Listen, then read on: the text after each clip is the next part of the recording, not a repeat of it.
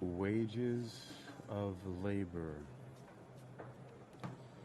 Wealth attraction research. Wages of labor.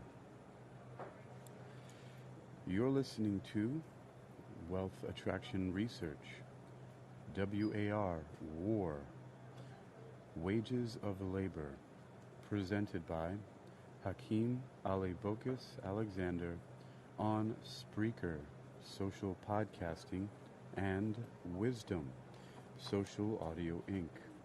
Presented for World Reading Club in association with UniquilibriuM. This edition's reading focus comes to us from The Wealth of Nations by Adam Smith, 1776, The Little Book of Economics, 2020, and How Money Works, 2017. Presented for World Reading Club in association with UniquilibriuM.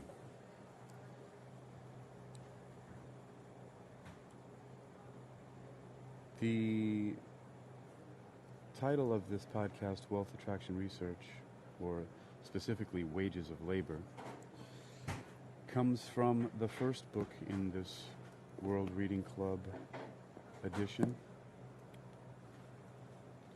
and it's actually called Of the Wages of Labor. It's chapter 8 in Wealth of Nations. Next, I'll be reading from the Little Book of Economics, and that section is Make Taxes Fair and Efficient, the Tax Burden, and finally, from How Money Works in their section on Financial Instruments. This Wealth Attraction series is ongoing and is going to teach us all about wealth and how money works from the core. It's been quite fascinating on this journey, doing this as well as the supplementary and adjunct materials coming from Babylon's Banksters by Joseph P. Farrell, which I'll be doing after this reading, and also Hidden Finance, Rogue Networks, and Secret Sorcery, also by Joseph P. Farrell.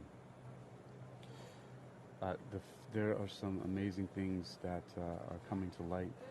Things that sometimes might seem intuitive, but are also giving some insights into the workings of wealth accumulation, wealth attraction, how money works, economics, and its deep history going way, way back, and how knowing these things about these cycles and systems can actually give you an advantage in taking control of your own personal finance and wealth, and in a little bit more exciting and fun ways than you would think.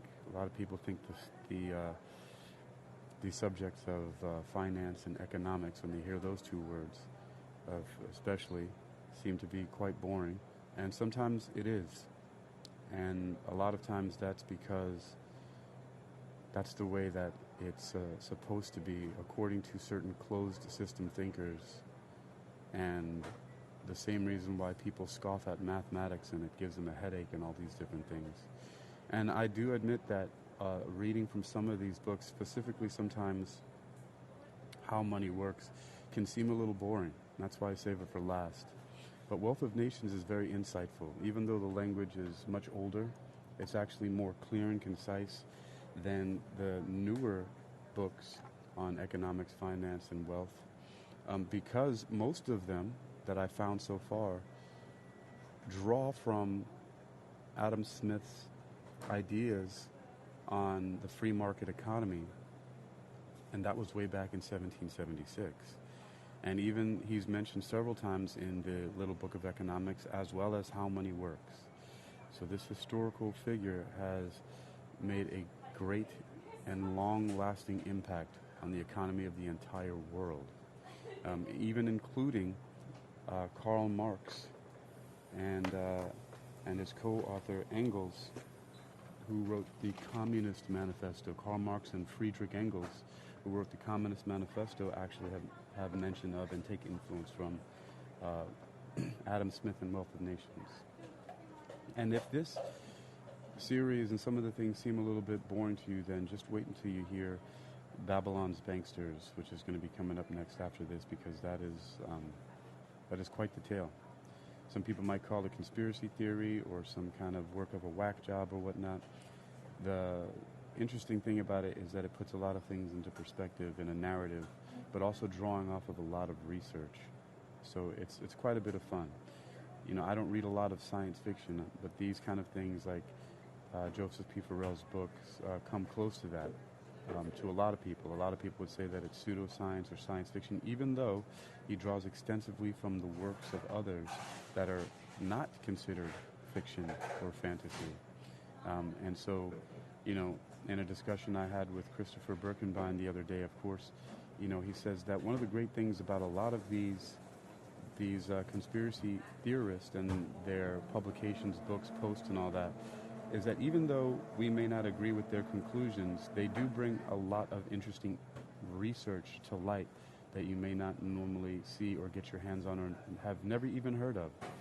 And so that is an interesting thing to keep in mind as we go through this. So let's start first with Chapter 8 of The Wages of Labor by Adam Smith in The Wealth of Nations, and then we'll continue to go forward with, as I said, the Little Book of Economics, and then How Money Works. Chapter 8 of The Wages of Labor. Of course, my dry and questionable sense of humor will probably shine through in some of my commentary. I'm reading all of these things cold, so I've never read these things before. All of it's new to me, so I'm discovering with this material just as well as you are. Of the wages of labor. The produce of labor constitutes the natural recompense or wages of labor. In that original state of things which precedes both the appropriation of land and the accumulation of stock, the whole produce of labor belongs to the laborer. He has neither landlord nor master to share with him. That's of course, first of all, this is a very important thing for a lot of people to keep in mind if they want to be entrepreneurs, especially if we're going to be talking about the alchemy of high finance and some of the deep physics behind that. Because a lot of people who say they want to make money don't realize that in many ways, like Earl Nightingale said in The Strangest Secret, that the only people who make money work in the mint. The rest of us have to earn money. However, when we look deeper into the wealth of nations and the wealth of people, you'll see that the produce of labor, as he says, constitutes the natural recompense or wages of labor. The recompense meaning the payment, right? The wages of labor. And he says that in that original state of things which precedes both the appropriation of land and the accumulation of stock, right? What he means by that is that labor, work, people doing work comes before land was appropriated, before people started putting fences around things and claiming it to be their own, which is before, not like it was before with a lot of First Nations and indigenous people, right? They just went to the land, got what they needed, and took care of the land so that it could produce for them later on, right? So this precedes both the appropriation of land and the accumulation of stock. The accumulation of stock being the stuff, the materials, the raw materials and things like that, the factories that are built, the machines that are used to make certain different things, right? So the whole produce of labor belongs to the laborer. He has neither landlord nor master to share with him. And so things like intellectual property, the fact that I get paid from doing my podcasts and things like that, especially reading a book like this, which is way beyond its copyright and all that stuff like that, because it's 1776 and it's public domain. even though it can be resold, for example, in Barnes & Noble. Anybody can, if they wanted to, and by doing that, sharing my commentary, and maybe perhaps if it is becoming more clear, clarifying things, it's part of my labor, even though it might be considered by some as, in the case of like the work of accountants or journalists, it might be white collar work, which might not be considered labor in this case. But I have neither landlord nor master to share with you. But there's more on that later. All right, so he continues by saying, had this state continued, the wages of labor would have augmented with all those improvements in its productive powers, to which the division of labor gives occasion. All things would gradually have become cheaper. They would have been produced by a smaller quantity of labor, and as the commodities produced by equal quantities of labor would naturally, in this state of things, be exchanged for one another, they would have been purchased likewise with the produce of a smaller quantity. But though all things would have become cheaper in reality, in appearance many things might have become dearer than before, or have been exchanged for a greater quantity of other goods. And in this term, the word dearer means more expensive. Right? Let us suppose, for example, that in the greater part of employments in the productive powers of labor had been improved to tenfold, or that a day's labor could produce 10 times the quantity of work which it had done originally, but that in a particular employment they had been improved only to double, or that a day's labor could only produce twice the quantity of work in which it had done before. In exchanging the produce of a day's labor in the greater part of employments for that day's labor in this particular one, 10 times the original quantity of work in them would purchase only twice the original quantity in it. Any particular quantity in it, therefore, a pound weight, for example, would appear to be 5 times dearer than before. In reality, however, it would be twice as cheap. Listen to this. Right? Let us suppose, for example, that in the greater part of employments, the productive powers of labor, the powers of that labor, had been improved to tenfold, or that a day's labor could produce 10 times the quantity of work which it had done originally. Right? So one day before you were producing 1 unit of something, and then 10 units of that comes out later. So you can produce 10 times the quantity. But in another particular, right, the particular, so in a greater part of employment, right, the overall, but in one particular part of it, it had been improved only to double, or that a day's labor could produce only twice the quantity of work which had done before, and exchanging the produce of a day's labor in the greater parts of employment for that of a day's labor in this particular one, right? So in exchanging the produce of a day's labor in the greater parts of employment, the one that was 10 times more productive, right?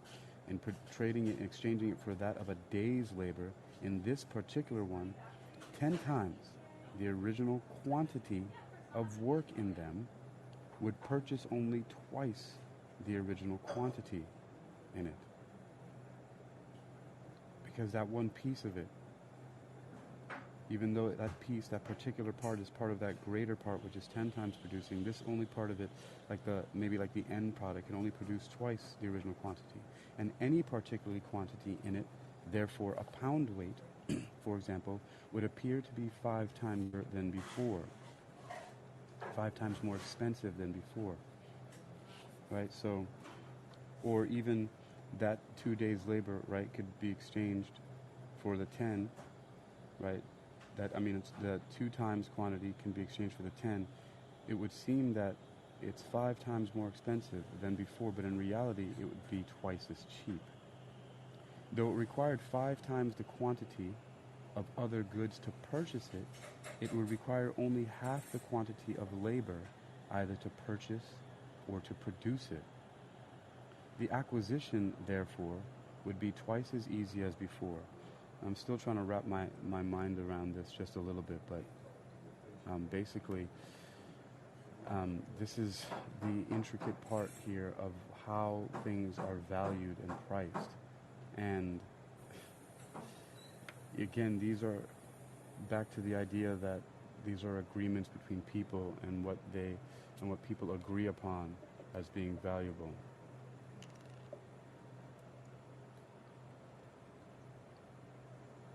All right, continuing.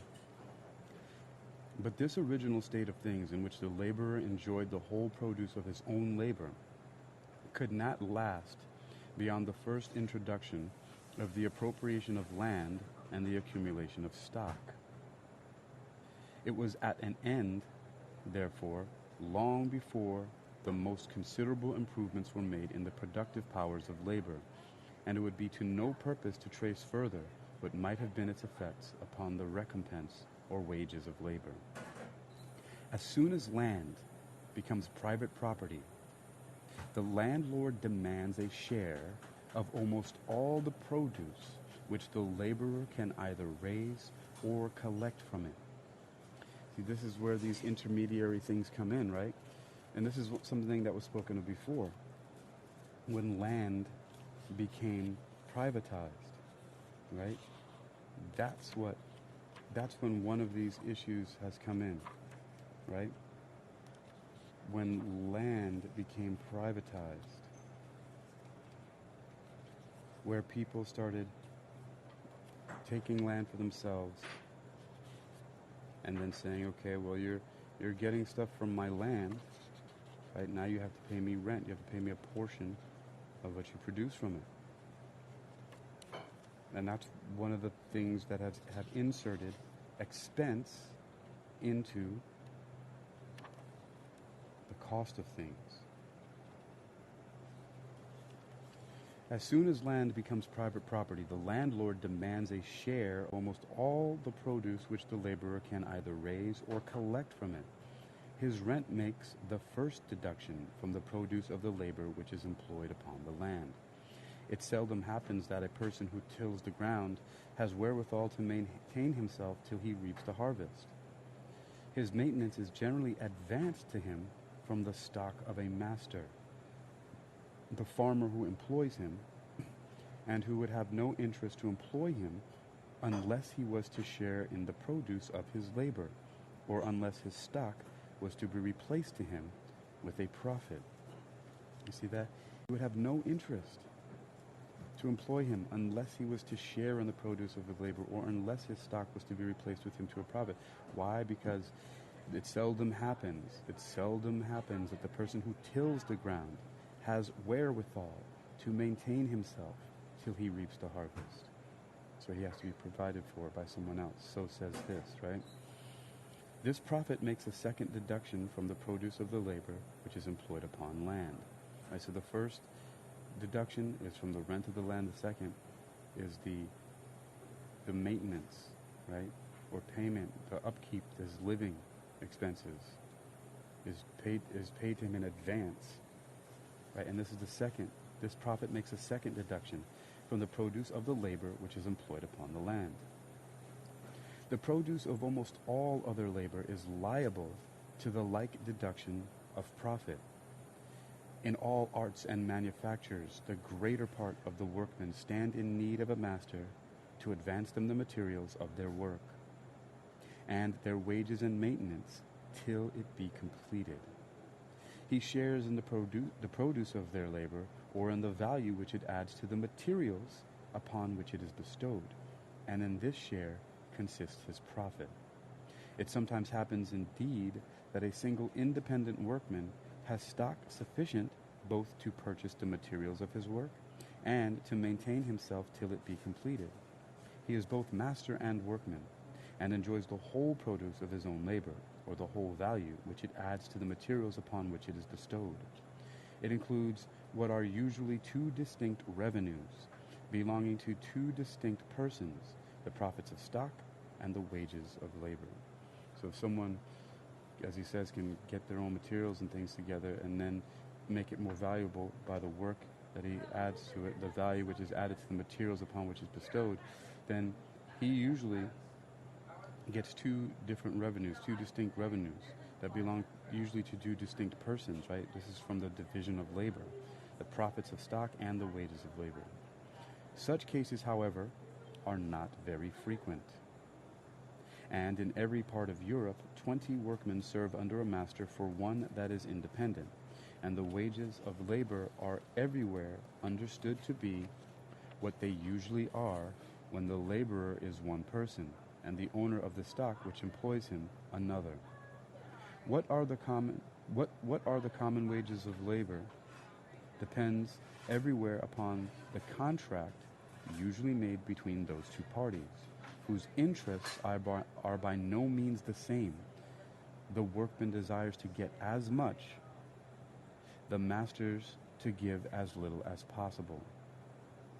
The former are disposed to combine in order to raise, the latter in order to lower the wages of labor. Of course, the workmen want more money, and the so-called master, the employer, wants to lower the wages of labor. It is not, however, difficult to foresee which of the two parties must, upon all ordinary occasions, have the advantage in the dispute, and force the other into a compliance with their terms. How different is this from anything today, right? This is why this is such a masterful work I'm finding from Adam Smith. This is exactly what happens. For the most part, people don't go to their job and demand what they want, right? They go there and you usually see, if you're looking for a job, that it pays you whatever much an hour, $15, $20 an hour, whatever it is, right? And then you say, okay, well, I want that $15, $20 an hour, so I'm going to take that job. Because, right, they have the advantage in the dispute and force the other into a compliance with their terms. The masters, being fewer in number, can combine much more easily, and the law, besides, authorizes, or at least does not prohibit their combinations, while it prohibits those of the workmen. We have no act of Parliament against combining to lower the price of work, but may against combining to raise it. So even back then, there were acts of Parliament or laws, right, or rules or regulations, that there was no acts of Parliament against combining to lower the price of work. Nothing prohibiting people from saying, no, I'm going to pay you less. But we do, but there are many against combining to raise it, which is why people have unions nowadays and things like that, right? Or you hear about all these strikes happening. In all such disputes, the master can hold out much longer. A landlord, a farmer, a master manufacturer, or a merchant, though they did not employ a single workman, could generally live a year or two upon the stocks which they have already acquired. Many workmen could not subsist a week. Few could subsist a month, and scarce any a year without employment. How familiar does that sound again, right?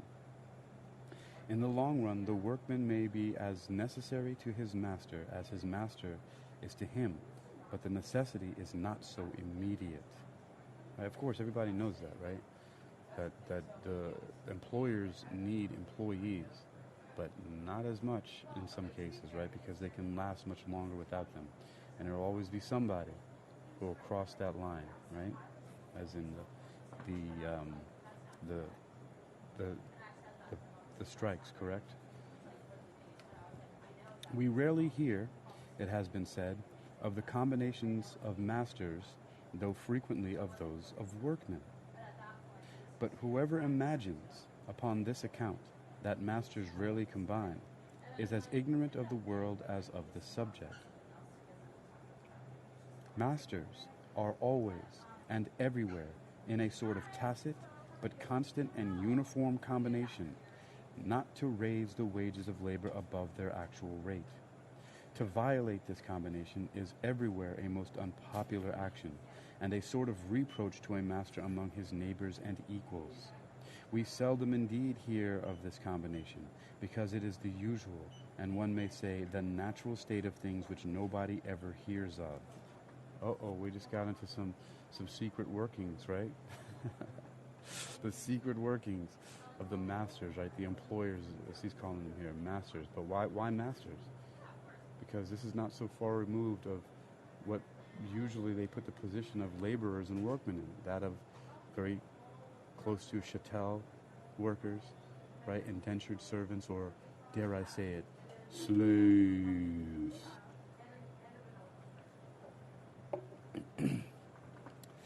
All right. We seldom indeed hear of this combination, right, this getting together, because it is the usual and one may say the natural state of things which nobody ever hears. Nobody ever hears of. Masters, too, sometimes enter into particular combinations to sink the wages of labor even below this rate. These are always conducted with the utmost silence and secrecy till the moment of execution, and when the workmen yield, as they sometimes do, without resistance, though severely felt by them, they are never heard of by other people. Such combinations, however, are frequently resisted by a contrary defensive combination of the workmen, who sometimes too, without any provocation of this kind, combine of their own accord to raise the price of their labor. See, we're talking about strikes and unions here. Right? This is the predecessors to that.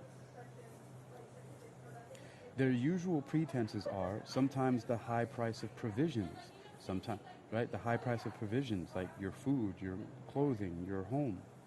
So their usual pretenses are sometimes the high price of provisions, sometimes the great profit which their masters make by their work.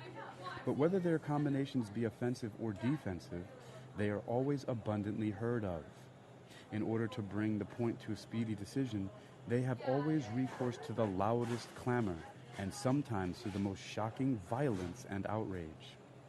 They are desperate, and act with the folly and extravagance of desperate men, who must either starve or frighten their masters into an immediate compliance with their demands.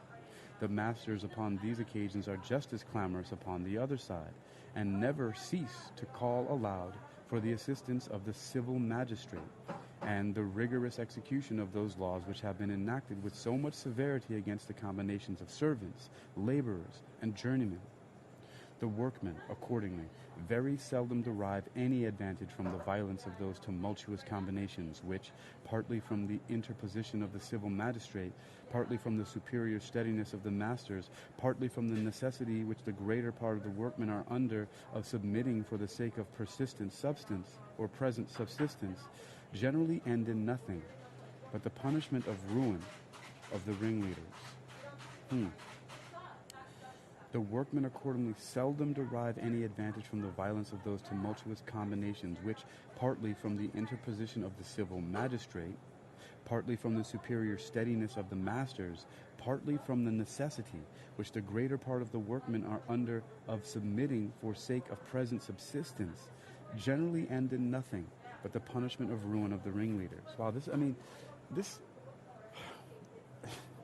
if you were listening to or if you have a copy of Babylon's Banksters, which you can find on archive.org and download it from yourself, there's the section about cycles.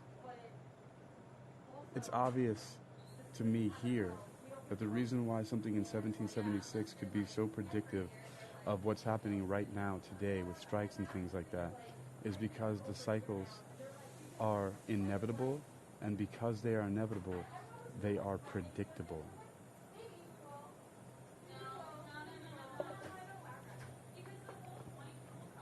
Continuing.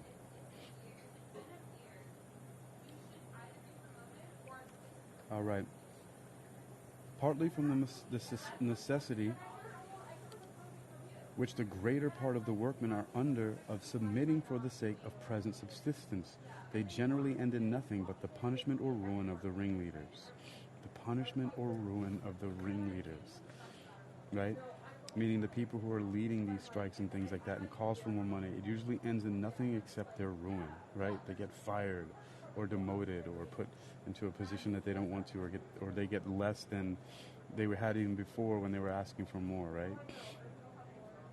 But though in disputes with their workmen, masters must generally have the advantage.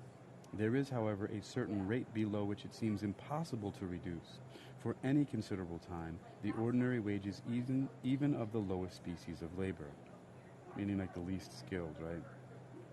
That's what the lowest species of labor is. A man must always live by his work, and his wages must at least be sufficient to maintain him. They must even upon most occasions be somewhat more. Otherwise, it would be impossible for him to bring up a family, and the race of such workers could not last beyond the first generation. Mr. Cantillon seems, upon this account, to suppose that the lowest species of common laborers must everywhere earn at least double their own maintenance, in order that one with another they may be enabled to bring up 2 children. The labor of the wife, on account of her necessary attendance on the children, being supposed no more than sufficient to provide for herself. But 1/2 the children born, it is computed, die before the age of manhood. Wow, this is 1776 talking here, and of course this book was published then, so this is, before that, but still relevant. The poorest laborers, therefore, according to this account, must, one with another, attempt to rear at least 4 children, in order that 2 may have an equal chance of living to that age. But the necessary maintenance of 4 children, it is supposed, may be nearly equal to that of 1 man. The labor of an able-bodied slave, the same author adds, is computed to be worth double his maintenance, and that of the meanest laborer, he thinks, cannot be worth less than that of an able-bodied slave.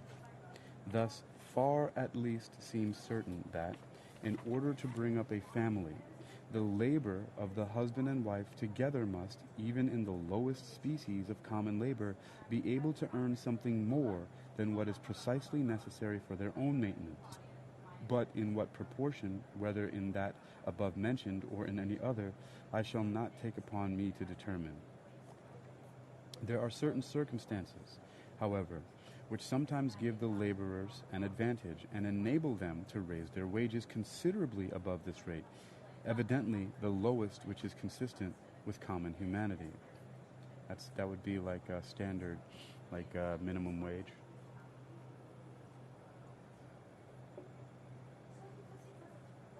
When in any country the demand for those who live by wages, laborers, journeymen, servants of every kind, is continually increasing, when every year furnishes employment for a greater number than had been employed the year before, the workmen have no occasion to combine in order to raise their wages. Right? So if it's continuing increasing by itself, they have no occasion to combine to raise their wages. The scarcity of hands occasions a competition among masters who bid against one another in order to get workmen, and thus voluntarily break through the natural combination of masters not to raise wages. The demand for those who live by wages, it is evident, cannot increase but in proportion to the increase of the funds which are destined for the payment of wages. These funds are of 2 kinds. First, the revenue which is over and above what is necessary for the maintenance, and secondly, the stock which is over and above what is necessary for the employment of their masters. When the landlord, an annuitant or moneyed man, has a greater revenue than what he judges sufficient to maintain his own family, he employs either the whole or a part of the surplus in maintaining 1 or more menial servants. Increase this surplus, and he will naturally increase the number of those servants. When an independent workman, such as a weaver or shoemaker, has got more stock than what is sufficient to purchase the materials of his own work and to maintain himself till he can dispose of it, he naturally employs 1 or more journeymen with the surplus in order to make a profit by their work. Increase this surplus, and he will naturally increase the number of his journeymen. What is that talking about, right? Those are the self-employed people, right? The self-employed people who, once they start getting more and more, they start making better money, they hire somebody to help them so they can get more. The demand for those who live by wages, therefore, necessarily increases with the increase of the revenue and stock of every country, and cannot possibly increase without it. The increase of revenue and stock is the increase of national wealth. The demand for those who live by wages, therefore, naturally increase with the increase of national wealth, and cannot possibly increase without it. It is not the actual greatness of natural wealth, but its continual increase, which occasions a rise in the wages of labor. It is not, accordingly, in the richest countries, but in the most thriving, or in those which are growing rich the fastest, that the wages of labor are highest. England is certainly in the present times, a much richer country than any part of North America. The wages of labor, however, are much higher in North America than in any part of England. In the province of New York, common laborers earn 3 shillings and 6 pence currency, equal to 2 shillings sterling a day. Ship carpenters, 10 shillings and 6 pence currency, with a pint of rum worth 6 pence sterling, equal in all to 6 shillings and 6 pence sterling. House carpenters and bricklayers, 8 shillings currency, equal to 4 shillings and 6 pence sterling. Journeyman tailors, 5 shillings currency, equal to about 2 shillings and 10 pence sterling. All right, so if you're looking at these numbers, basically all that, if you missed it, he's basically just saying that, again, just repeating once again through examples of that time, that the people in the United States make more money than those in England, even though England is a much richer country, right? So, like, if you look at the last example, he says that journeyman tailors earn 5 shillings currency, right? Where in the UK, it would be 2 shillings and 10 pence, right? So let's say for every $5 in the United States, in England they're only making $2.10, right? So more than twice. These prices are all above the London price, and wages are said to be as high in the other colonies as in New York. Actually, that's not what they were saying in those combinations. Equal to hold on, let me see. Tailors, 5 shillings current, equal to about 2 shillings and 10 pence sterling. Oh, yeah, well, I misread that, but that would be kind of a fair assessment if I were to say that anyway. It's still, the point is still the same, that they're making more in the United States and England, even though England is a richer country at that time, because he was saying that it's not the increase, the greatness of natural wealth, but its continual increase, which can occasions a rise in the wages of labor. So the fact that it's steadily going up, not in the fact that it's just richer than another place in general, but as its richness is rising, people will be getting paid more, even if the country in general is poorer than another country. If that country's economy is flat, even though it's flat at a greater amount, their wages will be lower or steady at a certain point than another place whose national wealth is going up, even though it might be much lower than another place. That's optimism. Okay, so these prices are all above the London price, and wages are said to be as high in the other colonies as in New York. The price of provisions is everywhere in North America much lower than in England. A dearth has never been known there. In the worst seasons, they have always had a sufficiency for themselves, though less for exportation. If the money price of labor, therefore, be higher than it is anywhere in the mother country, its real price, the real command of the necessaries and conveniencies of life which it conveys to the laborer, must be higher in a still greater proportion. But though North America is not yet so rich as England, it is much more thriving and advancing with much greater rapidity to the further acquisition of riches. The most decisive mark of the prosperity of any country is the increase of the number of its inhabitants. In Great Britain and most other European countries, they are not supposed to double in less than 500 years. In the British colonies in North America, it has been found that they double in 20 or 5 and 20 years. In 20 or 5 and 20 years. Nor in the present time, so they double in 20 or 25 years, whereas in England they're saying that, or in most European countries, that it doesn't double in like 500 years. So the population of America is doubling every 20 to 25 years, where it takes 500 years or 10 times. Let me see, if we have 25 goes into 4, that's, oh shit, that's 20 times. Holy cow. So if it was 25, every 25 years that it would double. 25 into 100, 4 times 5, yes, 20. 20 times the amount. So the increase in the population in the United States at that time was increasing at 20 times the rate than it was in England. Wow. So, nor in the present times is this increase principally owing to the continual importation of new inhabitants, but to the great multiplication of the species. He calls them species. It's like Darwin. Those who live to old age, it is said, frequently see there from 50 to 100, and sometimes many more, descendants from their own body. Damn. What?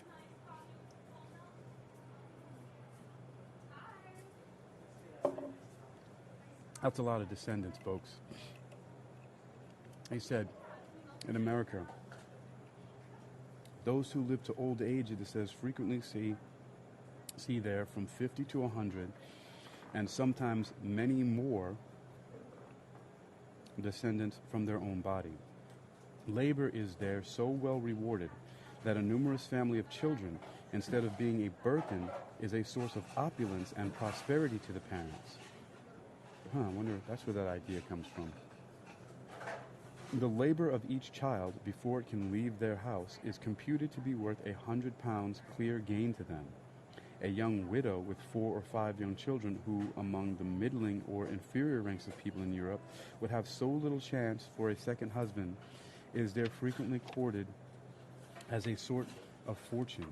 What is that again? A young widow with 4 or 5 young children who, among the middling or inferior ranks of people in Europe, would have so little chance for a second husband, is there frequently courted as a sort of fortune. Wow. Interesting. So she is there frequently courted as a sort of fortune. Interesting. Okay. So he's basically saying a young widow with 4 or 5 children who among the middling or inferior ranks of people in Europe would have so little chance for a second husband, but is there in the United States frequently courted as a sort of fortune. The value of children is the greatest of all encouragements to marriage. We cannot therefore wonder that the people in North America should generally marry very young. Notwithstanding the great increase occasioned by such early marriages, there is a continual complaint of the scarcity of hands in North America. The demand for laborers, the funds destined for maintaining them, increase, it seems, still faster than they can find laborers to employ. That's a fascinating thing here. So we've got a very, very interesting situation being played out here. And this actually lends some small explanation to why so a lot of people do things without knowing why they're doing them, right? And people are so ready and quick to have kids. And then, there's this idea, and it's also in some other countries, that, you have kids and they're going to take care of you, or they're supposed to take care of you when you get to old age, which is not a bad thing, but I don't think supposed to should be. They should want to. You should raise your kids, I think, in a way where they feel like, okay, mom and pop are getting old. I'd love to make sure that they're taken care of and make sure that they have a house to go to and not put them in some kind of home or something like that, but get them, take care of their house of theirs that we grew up in and go visit them and make sure they're okay, or even live close by or next door or something like that. Make sure they're good to old age. And this idea a lot of people have with having kids, and they're having them all the time. And it's just interesting that he says that a young widow with 4 or 5 children who among the middling or inferior ranks of people in Europe would have so little chance for a second husband in Europe, but is there in the United States, he's saying, frequently courted as a sort of fortune. Well, continuing. Though the wealth of a country should be very great, yet if it has been long stationary, we must not expect to find the wages of labor very high in it. Right. Yeah, if it's stable, if the wealth of a country, it could be great. See, this is repeating again what he was saying before. This is the reason why the wages of labor in the United States at that time were higher, even though their base wealth was a lot lower than England. It wasn't stagnant. It was completely going up. Optimism. So though the wealth of a country should be very great, yet if it has been long stationary, we must not expect to find the wages of labor very high in it. The funds destined for the payment of wages, the revenue and stock of its inhabitants, may be of the greatest extent, But if they have continued for several centuries of the same, or very nearly of the same extent, the number of laborers employed every year could easily supply, and even more than supply, the number wanted the following year. There could seldom be any scarcity of hands, nor could the masters be obliged to bid against one another. What the hell? Wait, what the hell is that?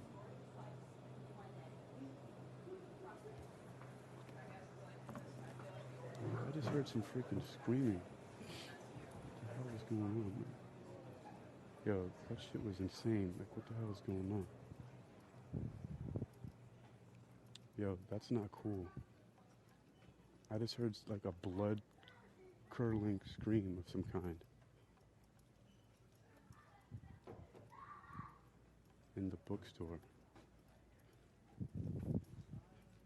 And okay, I found the source. It's not a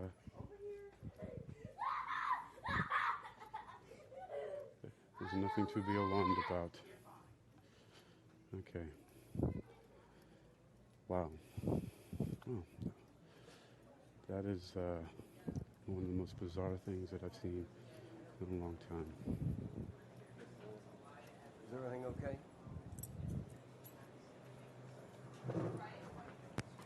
All right. A little bit of overacting. All right, I can continue now. That was concerning. All right. Continuing with the wealth of labor, let's the wages of labor. Wow. Okay. All right, so let's take a look here. So there could seldom be any scarcity of hands, nor could the masters be obliged to bid against one another in order to get them. The hands, on the contrary, would, in this case, naturally multiply beyond their employment. There would be a constant scarcity of employment, and the laborers would be obliged to bid against one another in order to get it. So,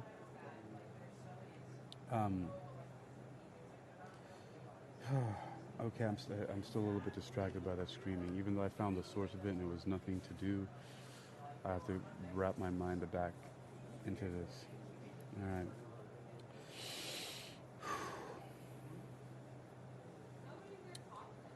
All right. Let me start again here with, though the wealth of a country should be very great, yet if it has been long stationary, we must not expect to find the wages of labor very high in it.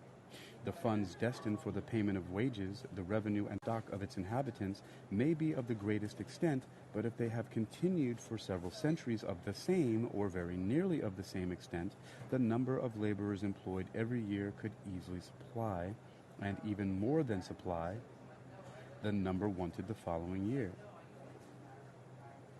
So, if everything stays the same people can supply all the labor they need the following year. There could seldom be any scarcity of hands, nor could the masters be obliged to bid against one another in order to get them. Right? So there would be no scarcity of hands, and so the masters wouldn't be bidding or lowering or raising their wages, their pay, to try to entice people to work for them, right? The hands, on the contrary, would in this case naturally multiply beyond their employment. So more people would be available than jobs are available. And that would be in the case of how England was at that time. There would be a constant scarcity of employment, and the laborers would be obliged to bid against one another in order to get it. If in such a country the wages of labor had ever been more than sufficient to maintain the laborer and to enable him to bring up a family, the competition of the laborers and interest of the masters would soon reduce them to the lowest rate, which is consistent with common humanity. So if it kept up that way, right, which it kind of is in some places, if the employment rates drop, then technically, because the jobs are all full, then they could technically start dropping the wages to the lowest rate, which is consistent with common humanity. I mean, that's a dirty thing for employers to do, but that's what he's talking about here. Continuing, he says, China has been long one of the richest, that is, one of the most fertile, best cultivated, most industrious, and most populous countries in the world. It seems, however, to have been long stationary. Marco Polo, who visited it more than 500 years ago, describes its cultivation, industry, and populousness almost in the same terms in which they are described by travelers in the present times. Wow, so for 500 years, the labor there stayed the same. I'm going to guess since this book was 1700s, Marco Polo, was he around the 1200s? Is that it? Let's look to Mr. and Mrs. Googles. Mr. and Mrs. Googles. All right, Marco Polo. Merchant. That's how he's described in Wikipedia. 1271 and 1295. So Marco Polo was an Italian merchant, explorer, and writer from the Republic of Venice who traveled through Asia along the Silk Road between 1271 and 1295. So about 24 years he traveled through there. Okay. From Venice, travel along the Silk Road in Asia. Okay. All right. Okay, so what he's saying is that Marco Polo, who visited more than 500 years ago, described its cultivation, industry, and populousness almost in the same terms in which they are described by travelers in the present times. It had perhaps even, long before this time, acquired that full complement of riches which the nature of its laws and institutions permit it to acquire. The accounts of all travelers, inconsistent in many other respects, agree in the low wages of labor and in the difficulty which a laborer finds in bringing up a family in China. If by digging the ground a whole day he can get what will purchase a small quantity of rice in the evening, he is contented. The condition of artificers is, if possible, still worse. Instead of waiting indolently in their workhouses for the calls of their customers, as in Europe, they are continually running about the streets with the tools of their respective trades offering their service and, as it were, begging employment. The poverty of the lower ranks of people in China far surpasses that of the most beggarly nations in Europe. The poverty of the lower ranks of people in China far surpasses that of the most beggarly nations in Europe. In the neighborhood of Canton, many hundreds, it is commonly said, many thousands families have no habitation on the land, but live constantly in little fishing boats upon the rivers and canals. The subsistence which they find there is so scanty that they are eager to fish up the nastiest garbage thrown overboard from any European ship. Jeez, fuck, what the hell? Any carrion, the carcass of a dead dog or cat, for example, though half putrid and stinking, is as welcome to them as the most wholesome food to the people of other countries. Good Lord, what is he saying? Is that... Continuing. Hey, I'm just reading this here. Any carrion, the carcass of a dead dog or cat, for example, though half putrid and stinking, is as welcome to them as the most wholesome food to the people of other countries. Marriage is encouraged in China, not by the profitableness of children, but by the liberty of destroying them. In all great towns, several are every night exposed in the street or drowned like puppies in the water. The performance of this horrid office is even said to be the avowed business by which some people earn their subsistence. What the... Okay. Wealth of the Nations turned to some very dark descriptions of what people claim are happening in China.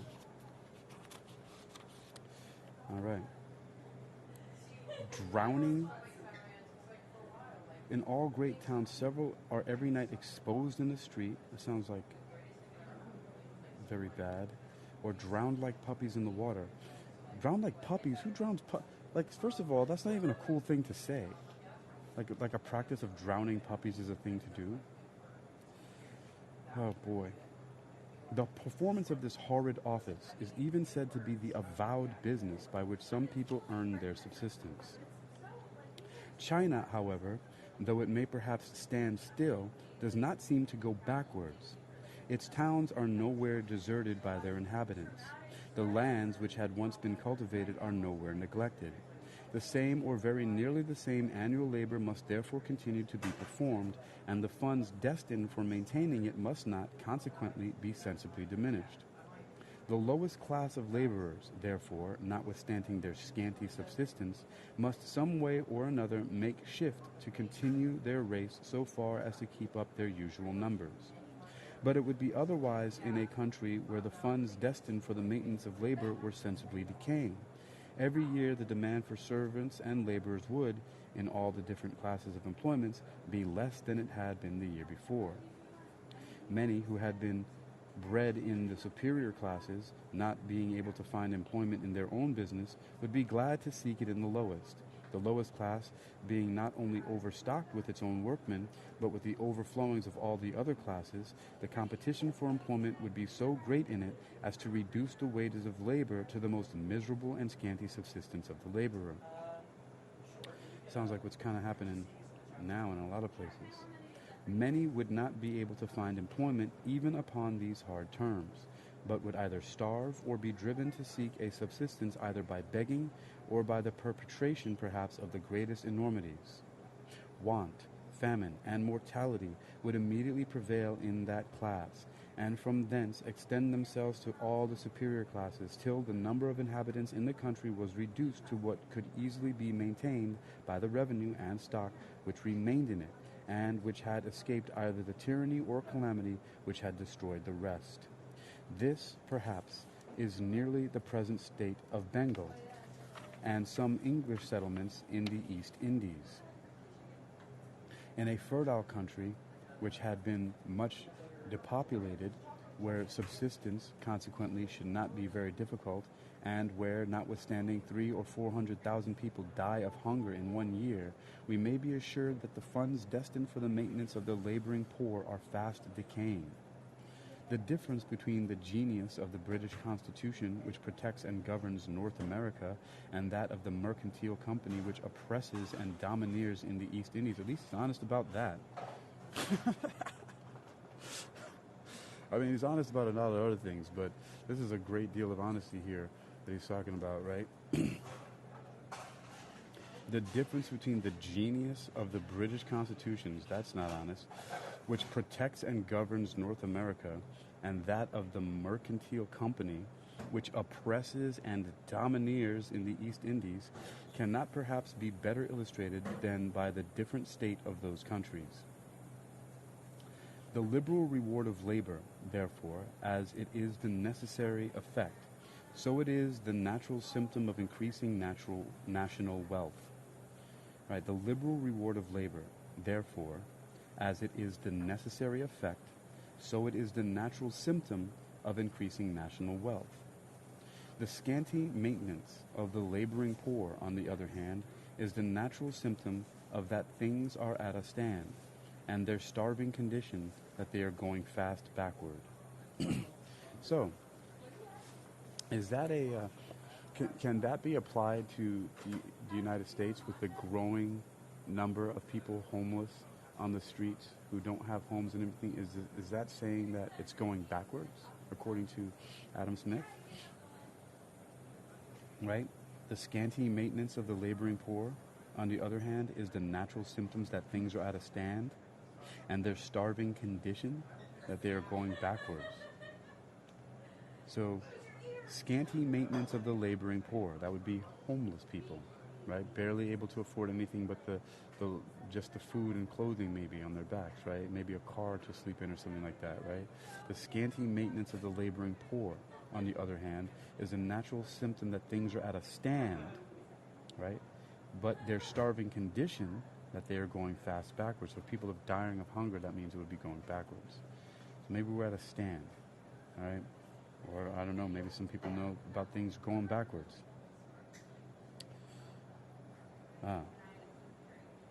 In Great Britain, The wages of labor seem, in the present times, to be evidently more than what is precisely necessary to enable the laborers to bring up a family.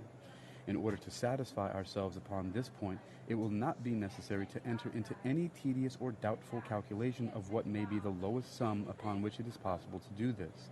There are many plain symptoms that the wages of labor are nowhere in this country regulated by its lowest rate, which is consistent with common humanity.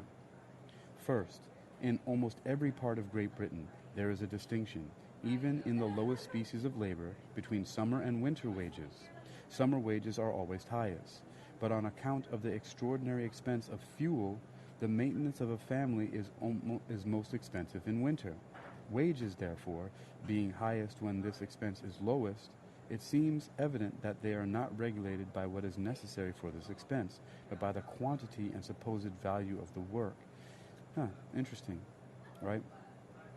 The extraordinary expense of fuel, the maintenance of family is most expensive in winter, but wages, therefore, being highest when this expense is lowest. Right, so during the summer is when the wages are highest, when the expense, well, it would probably be, a good management of cash flow to save the most in the summer so that you can spend it for fuel in the winter. Crazy. All right. It seems evident that they are not regulated by what is necessary for this expense, but by the quantity and supposed value of the work. But listen to that, right? Once again, supposed value of the work. A laborer, it may be said, indeed, ought to save part of his summer wage. I just was saying that.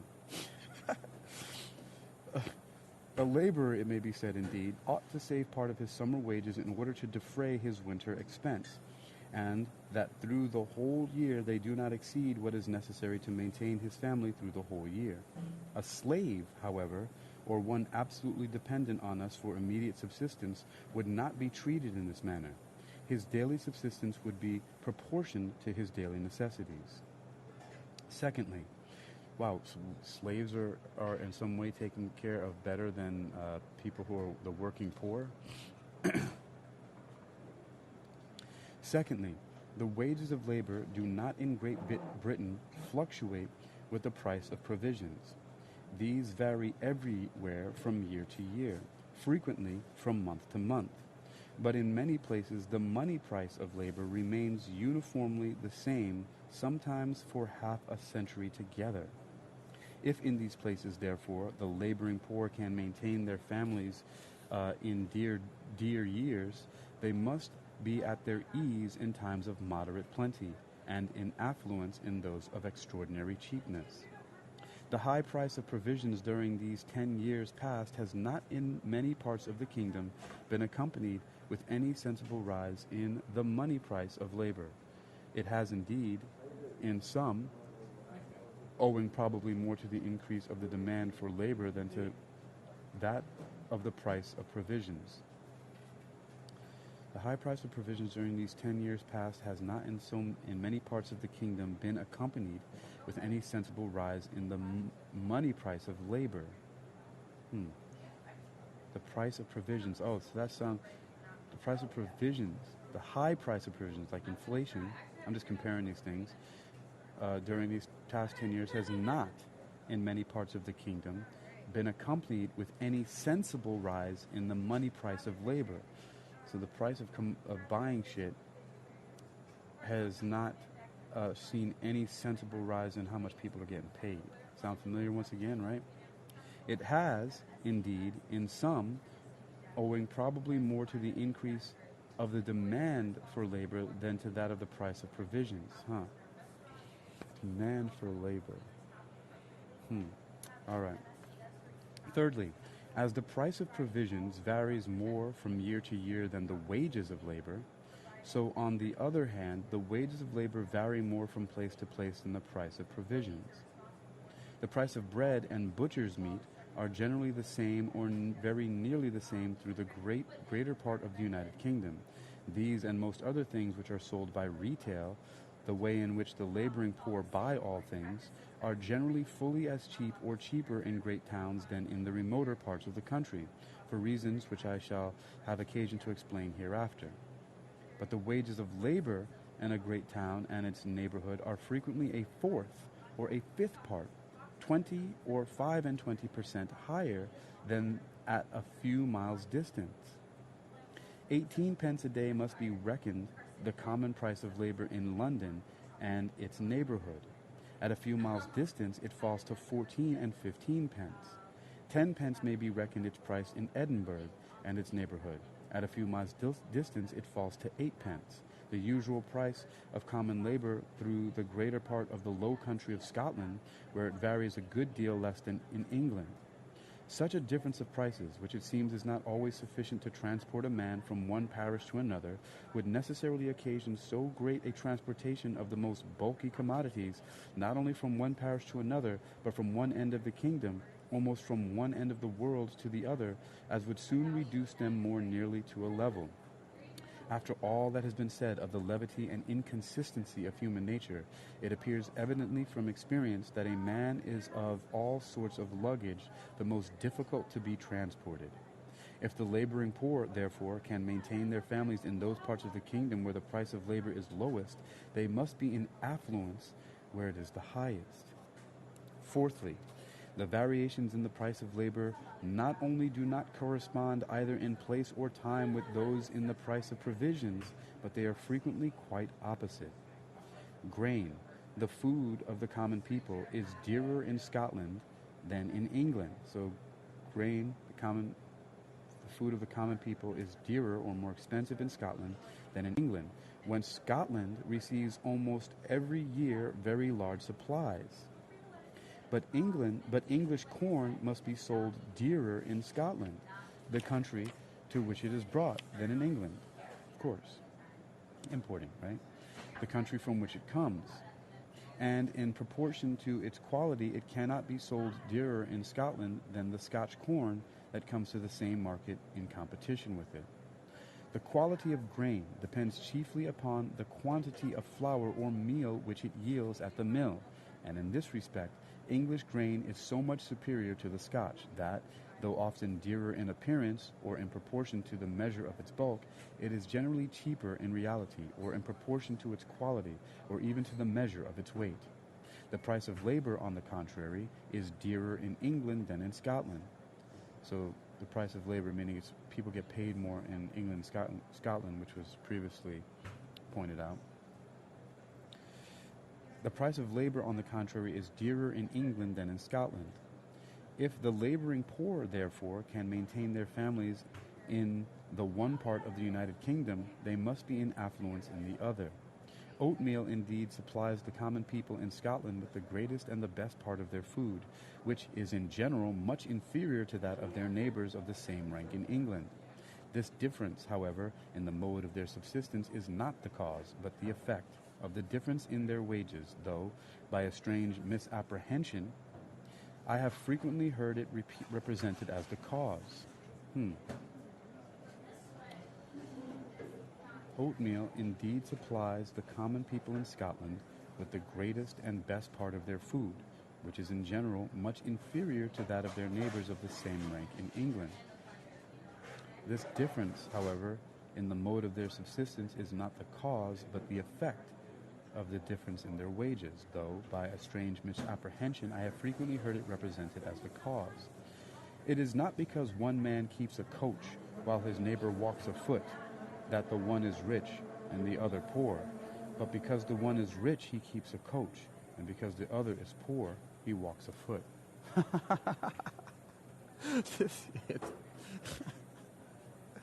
Yo, Adam Smith is just, this is quite enlightening and amusing to me, and so many, because I love the language first of all, but just it's very insight.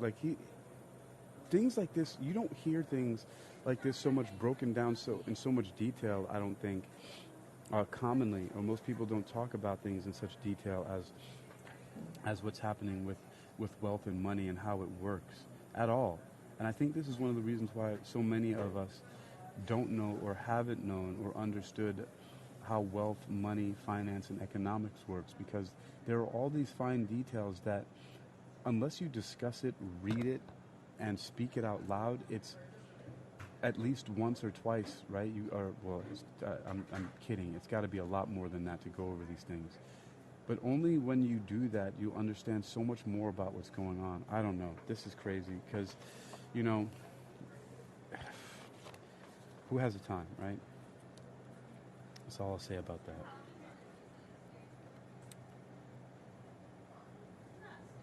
It is not because one man keeps a coach while his neighbor walks afoot that the one is rich and the other poor, but because the one is rich he keeps a coach, and because the other is poor he walks afoot.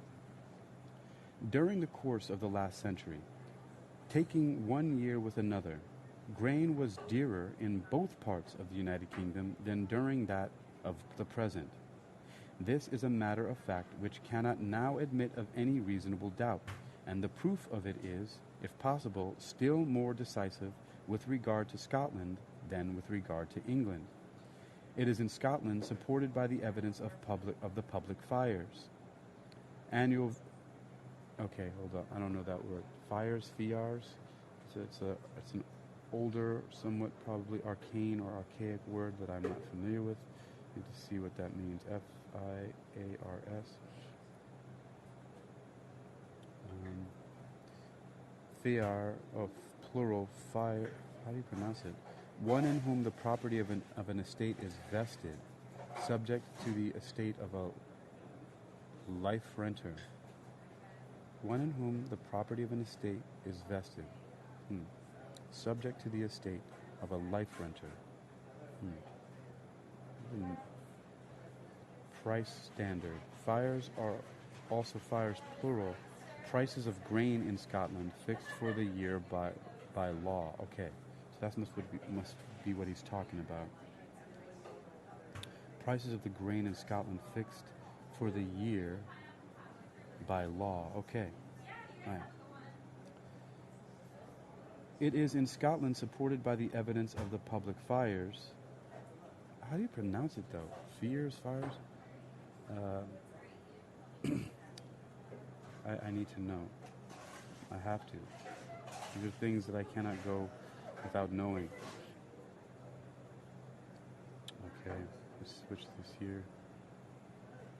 Is there Scottish Gaelic? Let me check that out. Oh crap.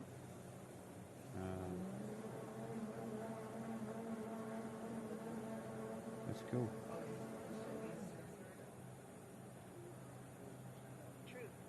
No. There's no... What?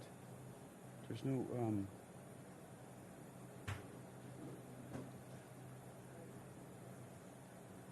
There's no... there's no audio for it. Well, let me just put it in English and see what it says then. Fires. No, I was pronouncing it right. Fires. Okay, whatever. All right. It is in Scotland, supported by the evidence of the public fires, annual valuations made upon oath according to the actual state of the markets of all the different sorts of grain in every different country of Scotland. If such direct proof could require any collateral evidence to confirm it, I would observe that this has likewise been the case in France, and probably in most other parts of Europe. With regard to France, there is the clearest proof. But though it is certain that in both parts of the United Kingdom grain was somewhat dearer in the last century than in the present, it is equally certain that labor was much cheaper.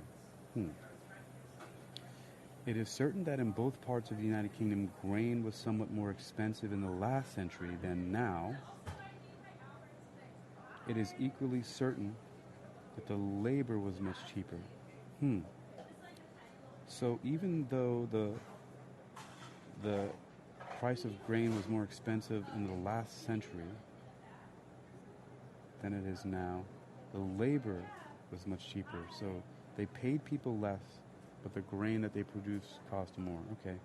If the laboring poor, therefore, could bring up their families then, they must be much more at their ease now. I see. Because now the price of grain is cheaper than it was last century, but the prices of labor, the money they're earning is more now. Okay? All right, so they must be much more at their ease now. In the last century, the most usual day wages of common labor through the greater part of Scotland were 6 pence in summer and 5 pence in winter. 3 shillings a week, the same price very nearly, still continues to be paid in some parts of the Highlands and Western Islands. Through the greater part of the Low Country, the most usual wages of common labor are now 8 pence a day, 10 pence, sometimes a shilling about Edinburgh, in the counties which border upon England, probably on account of that neighborhood, and in a few other places where there has lately been a considerable rise in the demand for labor, about Glasgow, Carron, Ayrshire, and etc.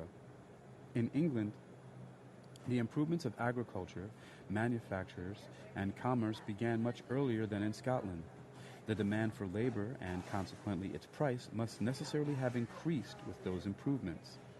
In the last century, accordingly, as well as in the present, the wages of labor were higher in England than in Scotland. They have risen too considerably since that time, though on account of the greater variety of wages paid there in different places, it is more difficult to ascertain how much. In 1614, the pay of a foot soldier was the same as in the present times, 8 pence a day. Wow, that's more than 100 years before. Like 162 years before this book, the publication of it, which was 1776. Wow. All right. In 1614, the pay of a foot soldier was the same as in the present times, 8 pence a day. When it was first established, it would naturally be regulated by the usual wages of common laborers, the rank of people from which foot soldiers are commonly drawn. Lord Chief Justice Hales, who wrote in the time of Charles II, computes the necessary expense of a laborer's family, consisting of 6 persons, the father and mother, 2 children able to do something and 2 not able, at 10 shillings a week, or 26 pounds a year. If they cannot earn this by their labor, they must make it up, he supposes, either by begging or stealing. He appears to have inquired very carefully into this subject. In 1688, Mr. Gregory King, whose skill in political arithmetic is so much extolled by Dr. Davenant, computed the ordinary income of laborers and out-servants to be 15 pounds a year to a family, which he supposed to consist one with another of 3.5 persons. His calculations, therefore, though different in appearance, corresponding very nearly at bottom with that of Judge Hales, both suppose the weekly expense of such families to be about 20 pence a head. Both the pecuniary income and expense of such families have increased considerably since that time through the greater part of the kingdom, in some places more, and in some less, though perhaps scarce anywhere so much as some exaggerated accounts of the present wages of labor have lately represented them to the public. The price of labor, it must be observed, cannot be ascertained very accurately anywhere, different prices being often paid at the same place and for the same sort of labor, not only according to the different abilities of the workmen, but according to the easiness or hardness of the masters. So the employers, the masters are paying them just depending on how much of an asshole they are, rather than the skill that is being presented by the workmen. All right. Where wages are not regulated by law, all that we can pretend to determine is what are the most usual, and experience seems to show that law can never regulate them properly, though it has often pretended to do so. Law has often pretended to regulate them properly. All right. The real recompense of labor, the real quantity of the necessaries and conveniences of life which it can procure to the laborer, has, during the course of the present century, increased perhaps in a still greater proportion than its money price. Not only grain has become somewhat cheaper, but many other things from which the industrious poor derive an agreeable and wholesome variety of food have become a great deal cheaper. Potatoes, for example, do not at present, through the greater part of the kingdom, cost half the price of which they used to do 30 or 40 years ago. The same thing may be said of turnips, carrots, cabbages, things which were formerly never raised but by the spade, but which are now commonly raised by the plow. All sort of garden stuff, too, has become cheaper. The greater part of apples and even of the onions consumed in Great Britain were in the last century imported from Flanders. The great improvements in the coarser manufactures of both linen and woolen cloth furnish the laborers with cheaper and better clothing, and in those the manufacturers of the coarser metals with cheaper and better instruments of trade, as well as with many agreeable and convenient pieces of household furniture. Soap, salt, candles, leather, and fermented liquors have, indeed, become a good deal dearer, chiefly from the taxes which have been laid upon them. The quantity of these, however, which the laboring poor are under any necessity of consuming, is so very small that the increase in their price does not compensate the diminution in that of so many other things. The common complaint that luxury extends itself even to the lowest ranks of the people, and that laboring poor will not now contend with the same food, clothing, and lodging which satisfied them in former times, may convince us that it is not the money price of labor only, but its real recompense which has augmented, improved, changed for the better. So the common complaint that luxury extends itself even to the lowest ranks of the people, and that the laboring poor will now be contented with the same food, clothing, and lodging which satisfied them in former times, may convince us that it is not the money price of labor only, but its real recompense which has augmented. In this improvement in the circumstances of the lower ranks of the people to be regarded as an advantage or... Okay, hold on, this is a question. Is this improvement in the circumstance of the lower ranks of the people to be regarded as an advantage or as an inconveniency to the society? The answer seems at first sight abundantly plain. Servants, laborers, and workmen of different kinds make up the far greater part of every great political society. But what improves the circumstances of the greater part can never be regarded as inconveniency to the whole. No society can surely be flourishing and happy, of which the far greater part of the members are poor and miserable. Yeah, well, tell it to the world again, brother. No society can surely be flourishing and happy, of which the far greater part of the members are poor and miserable. It is but equity, besides, that they who feed, clothe, and lodge the whole body of people should have such a share of the produce of their own labor as to be themselves tolerably well fed, clothed, and lodged.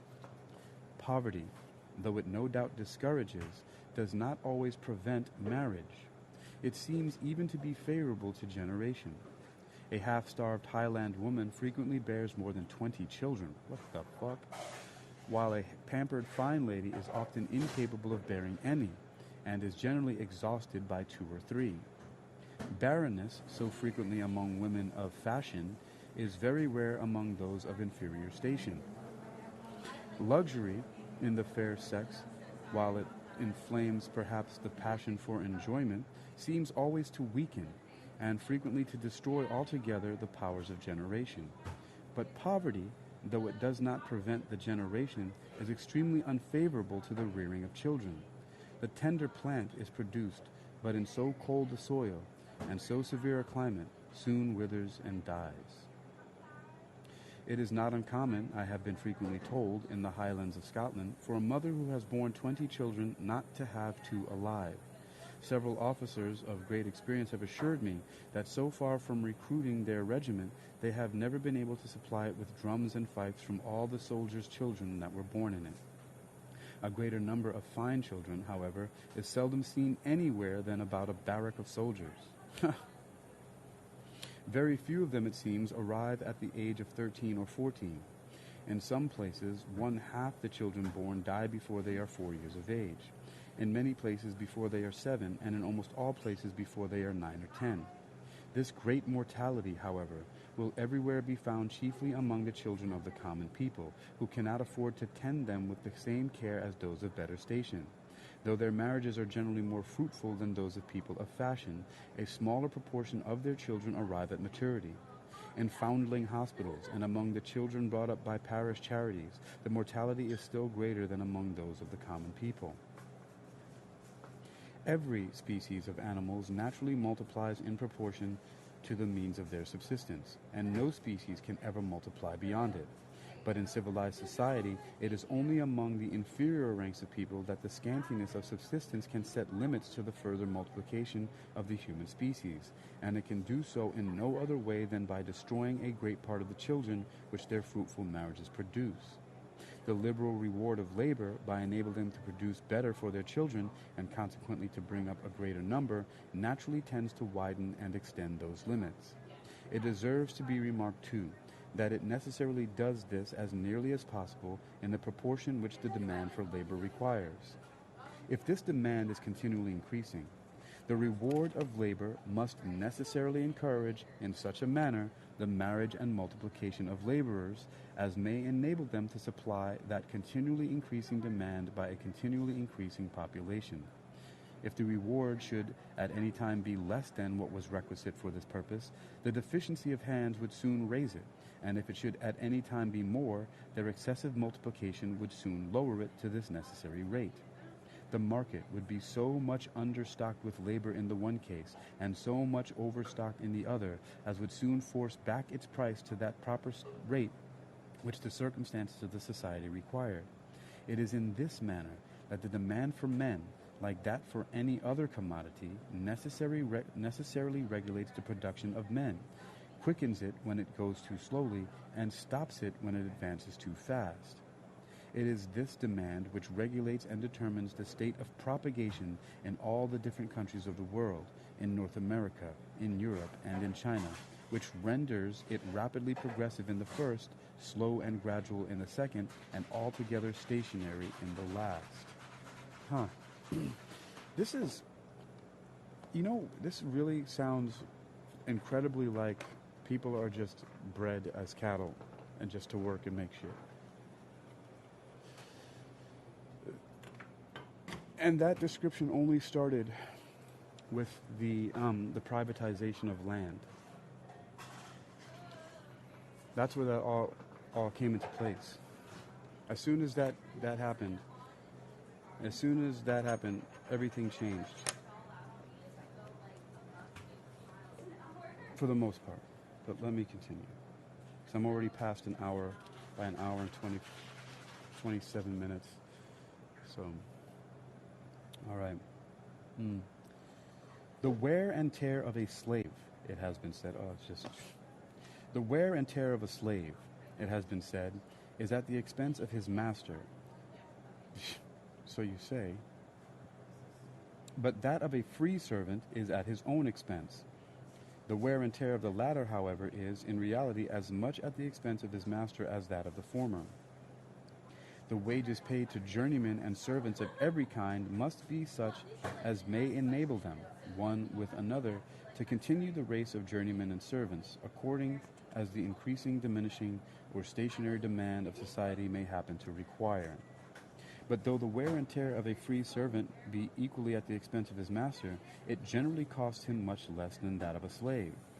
The fund destined for replacing or repairing, if I may say so, the wear and tear of a slave, is commonly managed by a negligent master or careless overseer. That destined for performing the same office with regard to the free man is managed by the free man himself. The disorders which generally prevail in the economy of the rich naturally introduce themselves into the management of the former. The strict frugality and parsimonious attention of the poor